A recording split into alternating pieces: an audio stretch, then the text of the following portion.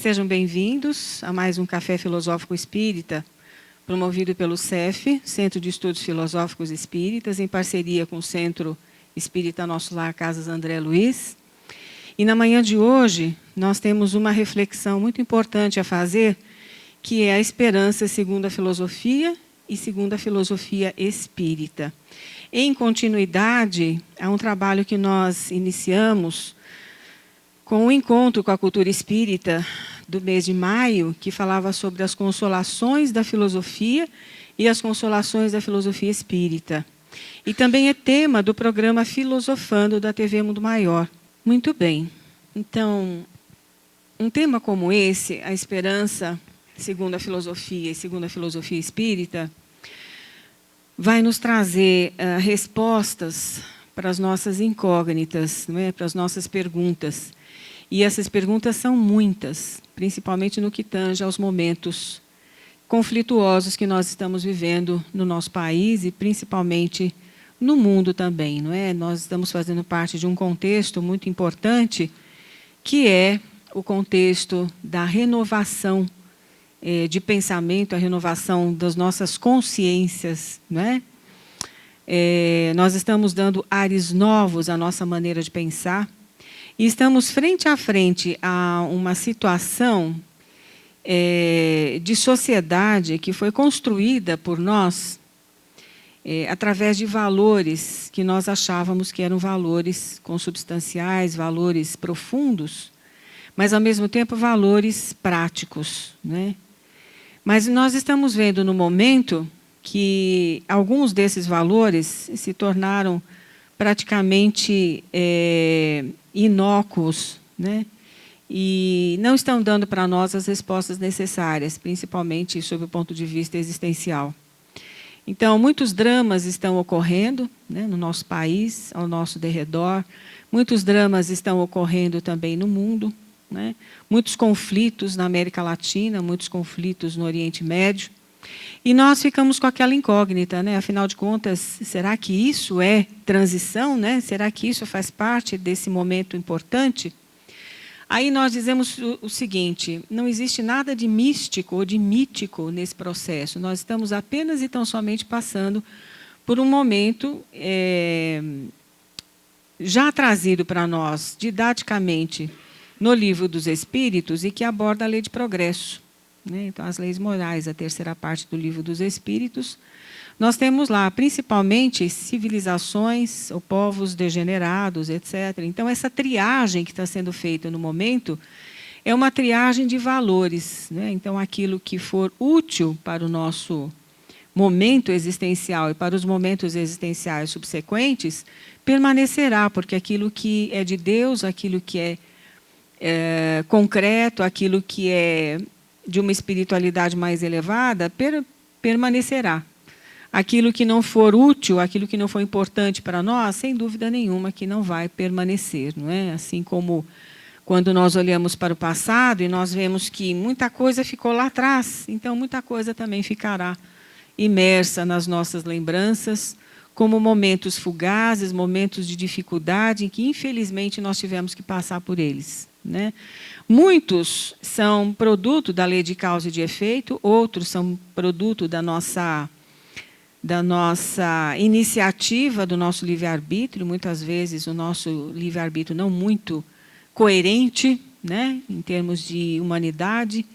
Mas o que nós estamos passando agora tem uma resposta, e eu volto a dizer, não é uma resposta mística, não é? Então, dizer que transição, aí as pessoas ficam, mas que transição é essa, tal. É um momento simplesmente natural, porque transição sempre aconteceu, é o que eu sempre digo, né? Em aula, em palestra pública também, transições sempre existiram, né? Uma das grandes transições que ocorreram para nós na nossa história foi quando o Império Romano praticamente implodiu, né? E no século IV, com o cristianismo nascente, uma nova perspectiva surgiu. Só que as pessoas não estavam muito bem preparadas para essa nova perspectiva, né? Então, a mensagem de Jesus passou a ser uma mensagem religiosa e não de vida e não de consciência. né? Então, esses momentos cíclicos pelos quais a humanidade atravessa se repetem, né? Então, nós estamos passando atualmente por um processo absolutamente natural, que é o momento da nossa reciclagem, né? Então, tudo aquilo que nós abordávamos em momentos anteriores está sendo posto aqui em análise, né, para que nós voltemos os olhos para nós mesmos. E, principalmente, confiemos na doutrina espírita, que é uma doutrina de luz, porque foi trazida para nós num momento muito importante, que foi o momento do surgimento dos movimentos existencialistas ateus na Europa, né? Então, essa contrapartida da doutrina espírita vai dizer para nós o seguinte: olha, os existencialistas ateus estão presos no tempo, né? Fazem parte, tudo isso faz parte de um momento existencial deles, que eles estão vivendo. Mas esse movimento foi tão importante que ele lança, até hoje, os seus braços, né, na constituição do pensamento filosófico europeu e até brasileiro também, né? Então, nós vamos fazer aqui uma reflexão com o auxílio de um texto da filosofia clínica, que é mais um braço da filosofia, né? E que se propõe a unir determinados conceitos da psicanálise dentro dos conceitos filosóficos, né? Ou inverso, a filosofia abordada de uma forma a tentar ajudar as pessoas a passar por momentos difíceis.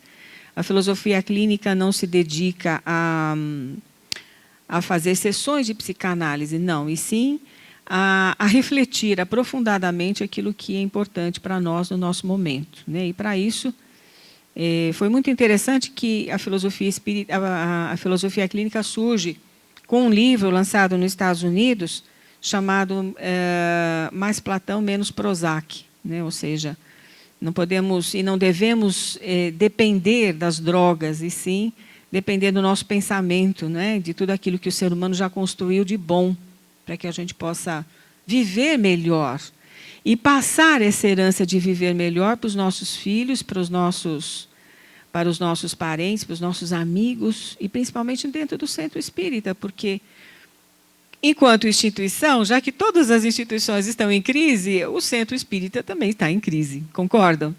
Então, determinados padrões de comportamento já não servem mais. Então, sem dúvida nenhuma que os comportamentos vão se renovando. Porém, a doutrina espírita é sempre aquela, né, que foi trazida, fundamentada, alicerçada em princípios eternos e imutáveis.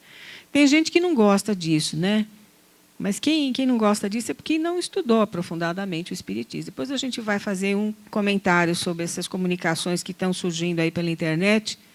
E eu gostaria de tranquilizar o coração de vocês, para que vocês realmente tomem o Espiritismo como bússola e não se deixem levar por comunicações outras que, na verdade, não fazem nada a não ser depreciar aquilo que o Espiritismo trouxe para nós de tão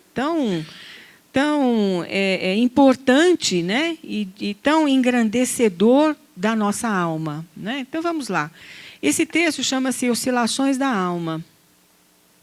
Então, eu vou ler determinados trechos, vou comentar, e depois nós vamos passar para a parte de slides, ok? Viver na sociedade contemporânea parece, para alguns, assustador. O temor de sair às ruas, o medo do futuro, da morte, da violência, da doença, da miséria, da solidão. São muitos os nossos temores, concordam? Mas o medo não é uma prerrogativa das sociedades contemporâneas. A antiguidade grega já abordava essa questão, né? Num dos programas que nós vamos abordar no Filosofando será sobre a proposta de Epicuro, né? Um dos pensadores da Antiguidade Clássica, que diz para nós que é importante que nós tenhamos sempre em mente o bem viver, o viver com os amigos, alimentar-se frugalmente, estar sempre disposto a vivenciar o lazer de forma saudável E essa ideia foi depois aproveitada por um pensador italiano chamado Domenico De Masi. Ele escreve um livro chamado Ócio Criativo. Então, são nesses momentos que a gente vai ver o quanto é importante nós valorizarmos os momentos que nós temos com a família e com nós mesmos, não é? Aristóteles, por exemplo, tratou do assunto afirmando na arte retórica que o medo é uma dor ou agitação produzida pela perspectiva de um mal futuro que seja capaz de produzir morte ou dor. Essa expectativa do sofrimento é que faz com que a gente sofra, muito mais do que o sofrimento em si.